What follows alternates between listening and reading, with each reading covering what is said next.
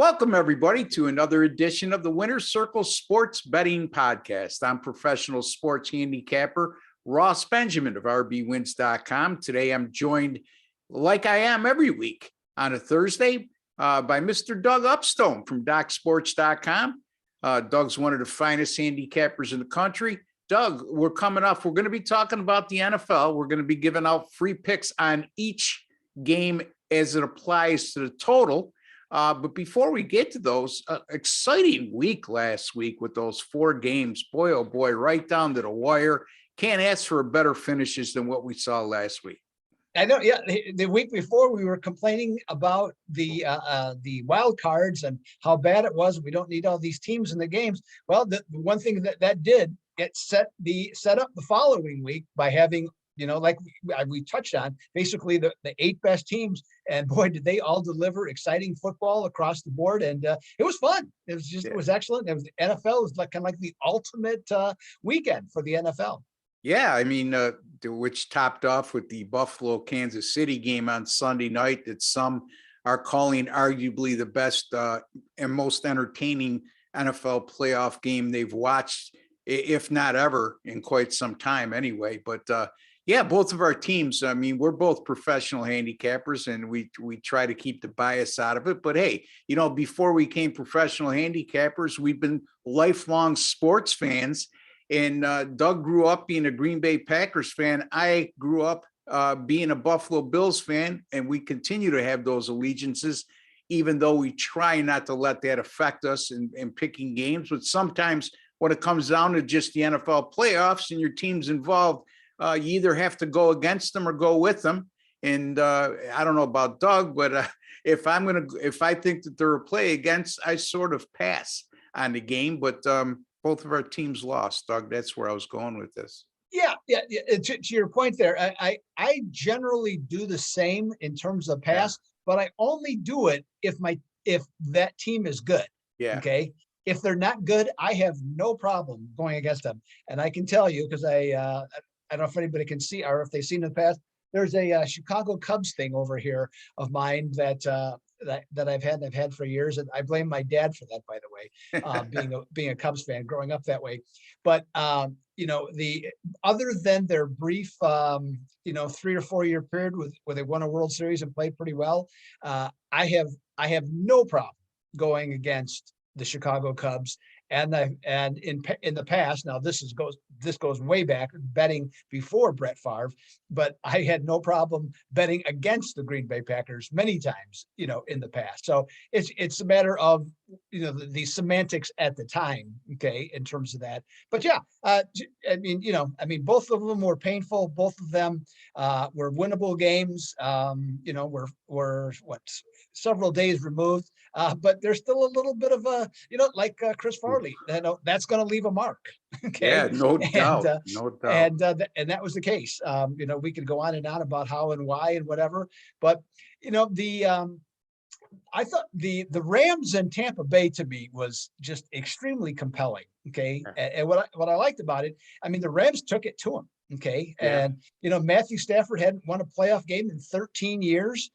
Being an NFL quarterback, and he basically wins 2 in 2 weeks, so that was pretty cool. But then they did everything they could to try to lose that game. Yeah. And I mean, it's like, here we go. Tom Brady again, getting the breaks, things going his way. Yeah. I mean, I like Tom Brady. I'm not against, I'm not against him at all, but it's just like, this guy's got, the silver spoon in his mouth, but the Rams pulled it out. So that was great fun. And and it ended up being a really good football game. And what's even more mind-boggling is the fact that how Buffalo allowed Kansas City to go 44 yards in 10 seconds to get themselves in field goal range to tie the game, and how the Tampa Bay Bucks allowed a 45-yard pass to Cooper Kupp, who was wide open, and the ball was lofted out to him, and he still was wide open at the time he caught it. So it just some mind-boggling ends to those games, and defensively, those coaches on that side, on those sides, certainly came under a lot of scrutiny this week, Doug. So And deservedly so. And I'll, and one other one that I'll bring up. You went Buffalo, so I'm going to go Packers on this one. I mean, when you have the worst special teams and everybody knows it, okay, and you do nothing to change it, and the only way you lose basically is you get a blocked field goal, okay, or blocked punt. They also had the blocked field goal, by the way, but that you can't allow that, and yet you do. Okay, from that standpoint. And then the other game, and you and I have talked about analytics, often, and not necessarily favorably. Tennessee, when they scored their touchdown, going for two early, as opposed to kicking the extra point. Now, just think what that extra point meant in terms of Tennessee having the ball in the final minutes. If they were ahead 17-16. They don't have to throw the ball down the field. They can take the ball, run it, put Cincinnati, far down, probably inside the 20, and make them work their way down to kick a field goal. Yeah. Change the whole dynamic of the game by having to throw it. So, I mean, it just, but I mean, it's good fodder to talk about, think about, and wonder. Yeah, and I'll say what Bill Cowher says. He said so eloquently. He says, I know I'm going to tick off some of the people over at MIT and Harvard, but you don't go for two unless you have to. I don't care what the analytics says. So he's old school. So are we, because this isn't the first time we brought this topic up through the course of our videos this year, Doug. You got to scratch your head sometimes, going for two and you're down 9 with 7 minutes to go. We saw that on a couple occasions this year. And, it just, like Doug says, it changed the whole dynamic. When you miss, it changes the whole dynamic. It might not affect the game right immediately, like if you go for 9 and miss with 5 minutes to go. But when you go for 2 early in the game, when you really don't need it, just because your analytics say to do it, it might not show then, but it shows later, especially if you fail. Ross, and we're both open-minded enough to understand that, the whole game played in between that event. Okay. Yeah. I mean, so after Tennessee scored, so many things happened. Yes. And so any number of things could have happened in the interim that would have changed everything about the game too. We both understand that. But the fact of the matter is that play happened, and this is where the game was at that time. Yeah. Okay. Yeah. So then it did come into play, and it's no different than when a team misses an extra point, okay, early in the game, and guess what happens? Yeah. Okay. They're instead of being down 3, they're down 4, okay, late in the game, and now they got to get a touchdown, right, and then they don't end up getting it. Or you get coaches that will chase that extra point they miss. And then they get themselves in a bigger dilemma, because then you missed the 2 and now you gave not only 2 points, so you gave 2 points away basically. So in any event, in Mike Vrabel's defense, that was a penalty on the play. They had made an extra point.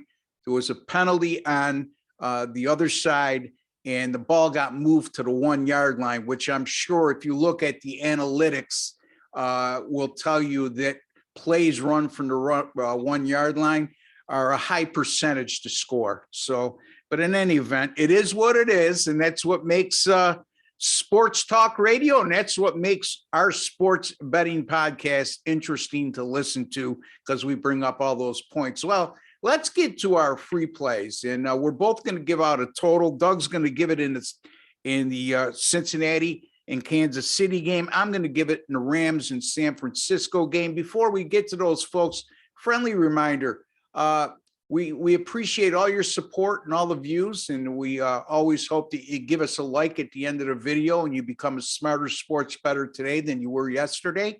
Be sure to subscribe to our YouTube channel if you haven't already done so. It's absolutely free. And hit that notification bell when you're there, and you'll be alerted every time we put up one of these sports betting videos on this YouTube channel. Again, hit that subscribe, hit notifications, and be kind enough to give us a like at the end of the video. Doug, all yours. All right, let's talk about it. Interesting contrast between Kansas City and Cincinnati. Cincinnati has only allowed as many as 31 points, okay, in their last 7 contests, which, by the way, was against Kansas City. In their 6 other games, most recently, the Bengals have only allowed 18.8 points per game and are 5-2 under overall. Okay, and most recently, Kansas City's offense, Ross, unfortunately, what you know, has been on fire, and only once have they scored less than 30 points in their last 7 games, and they're averaging a whopping 37.2 points per game in that stretch. And guess what? All 7 have gone over. Okay, of those contests. So, we keep hearing a lot about Joe Burrow, okay, and this dangerous Cincinnati offense. And I'm not to tell you that it's not, but in their last 2 road games, Burrow put up 15 points against Denver, and he put up 19 at Tennessee. Now, both of those defenses, you could certainly make a case, are stronger than Kansas City's, but during their current 6-0 ATS run, okay, they are averaging only 79.5 yards per game rushing. Now, that's the official total, okay, and it's a net total because you have to take out the sacks. The rushing would be higher, okay, except for all the sacks that Burrow has been taking, and he's not getting a whole lot of help from his coach because there's really very few bailouts on the plays that they're trying to push the ball down the field, and that's partly why I think he's getting so many sacks. Now, the other thing I look at though, Ross, Burrow is not Josh Allen, okay, when it comes to running. So from that standpoint, I think that helps the Kansas City defense. I'm not saying Burrow won't run here or there and, this and that, but he's just not Josh Allen, not his fault. But I don't think you can win and score enough to, let's say, beat as a one-dimensional team. Now, I think the Bengals defense is solid. And I actually thought the original odds makers release of 51 was spot on. Okay. But guess what? The betting public has bumped it up all the way to 54.5. So with that in mind, Ross, I'm going to take the under, okay, because I think both defenses get enough stops. And I'm going to say the odds makers were exactly correct. And I'm going to say the total lands precisely on 51. All right, there you go. Doug Upstone, he likes the Bengals and Chiefs game to go under 54.5. Yeah, the Bengals last week, they looked awfully good in the 2 games that they played in the postseason so far. Joe Burrow's looked solid. They do have a cast of characters that could on the outside, especially at the wide receiver position, that could really stretch a defense. However, somehow the Rams won a game with 4 turnovers last week, and Cincinnati won a game, Doug, after having their quarterback sacked 9 times. Usually doesn't happen. So anyway, the zaniness of last week's NFL playoff games, which was extremely entertaining, as we alluded to. San Francisco at the Rams. The total in this game is 46. All right, the Rams are coming up that 30-27 win at Tampa Bay. That game went over the total of 48. Game that should not have been as close as it was. But because of, I just touched upon, the Rams' 4 turnovers and Cam Akers fumbling on the 1-yard line going in, which would have gave him a 27-3 lead, by the way. And then fumbling with less than 3 minutes to play as well. Tampa Bay actually had a chance. Anyway, getting off of that, they did go over in that game, and the Rams have gone under the total in 6 straight games following over in their previous game. They haven't gone back-to-back overs since October the 3rd. And you could do the math. It's now January the 27th, for quite some time. In those 6 games, average a combined 40.8 points per game. Since 2019, the Rams as a home favorite, and they are a home favorite in this matchup, laying 3.5. They've gone 16-6 to the under as a home favorite since 2009. San Francisco 49ers, they come in having gone under the total in 6 of their last 7 games. In their 2 playoff matchups, they faced 2 dynamic offenses and 2 very good quarterbacks in Dallas's Dak Prescott and Green Bay's Aaron Rodgers. And they held those 2 offenses to 13.5 points and 285 yards per game. So some impressive defense played thus far by San Francisco, and that really stretches into the regular season too. As a matter of fact, the San Francisco 49ers, Doug, I was really surprised to see this.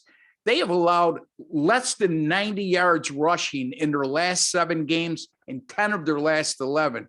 So they are playing very good on that side of the ball, especially their run defense, and that makes offenses one-dimensional. And when that happens, it usually favors the defense, and San Francisco has proven that to be the case.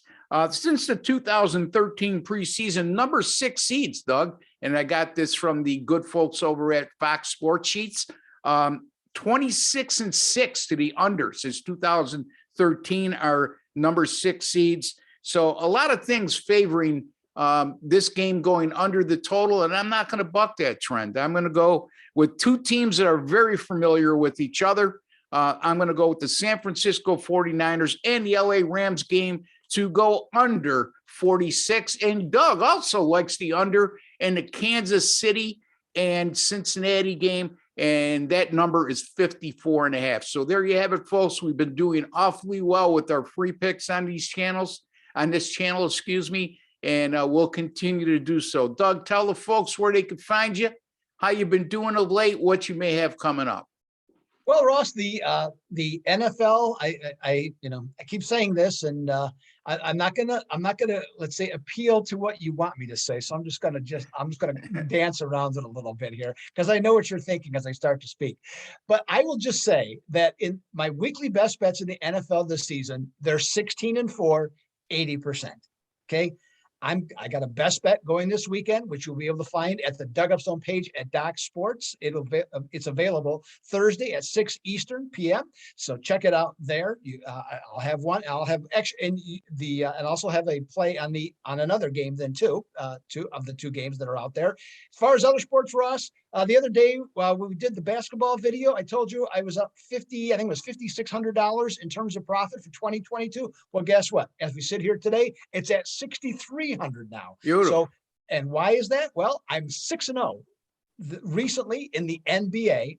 I'm on a 13-2 run in the NHL. So things are definitely going strong, and I'm going to look to continue that in that sports. And 2 weeks ago, I had a great week in college basketball on Saturday, and then I had a lousy one last Saturday. Well, guess what? It's time to rebound. Okay. Truly a play on words, and I am going to bring it this week in college basketball also. So Ross, I am ready to go this weekend. There you go. There's a red hot handicapper. Like I told you at the beginning of the podcast, one of the finest handicappers in the country. And with the records he just alluded to, it certainly proves that. You know, folks, there's been 20 weeks in the NFL season. Doug's given you one best bet every week in the NFL, and he's gone 16-4 with those picks. You can find his picks at docsports.com. And for those of you who say, I don't want to bet on hockey, well, you know what? It's like dealing with a stockbroker, folks. You might not know nothing about the stock you just bought because you were advised by a stockbroker to purchase it. Pick up the paper the next day and find out you have a winner. Who needs to watch, right? So I know a lot of you have like the excitement of watching the game and betting on it, but that seems to be the lame excuse a lot of people use when it comes to NHL betting. And it's really lame when you have a guy who's had the success over the years that Doug has, 13-2 in his last 15 NHL picks. And that speaks volumes. You can find me at rbwins.com. That's rbwins.com. And my NFL 10-star top plays, which are the equivalent of what Doug calls his best bets. I've gone 8-3 the last 11, 10-4 the last 14. Lost last Sunday on Buffalo, but did cash last Saturday on Cincinnati. So on a nice run, and I'll have an NFL 10-star top play for you on Sunday. That will be posted by tomorrow, Friday the 28th. And also college basketball Saturday, a huge card and quite a few selections from me coming on Saturday. And folks, that's where we thrive in college basketball. I also am coming off a bad Saturday in college basketball, but both of us are going to look to rebound and rebound with a vengeance on Saturday. Until the next time, For Doug Upstone and Ross Benjamin, we like to wish each and every one of you all the very best. Take care and God bless, folks.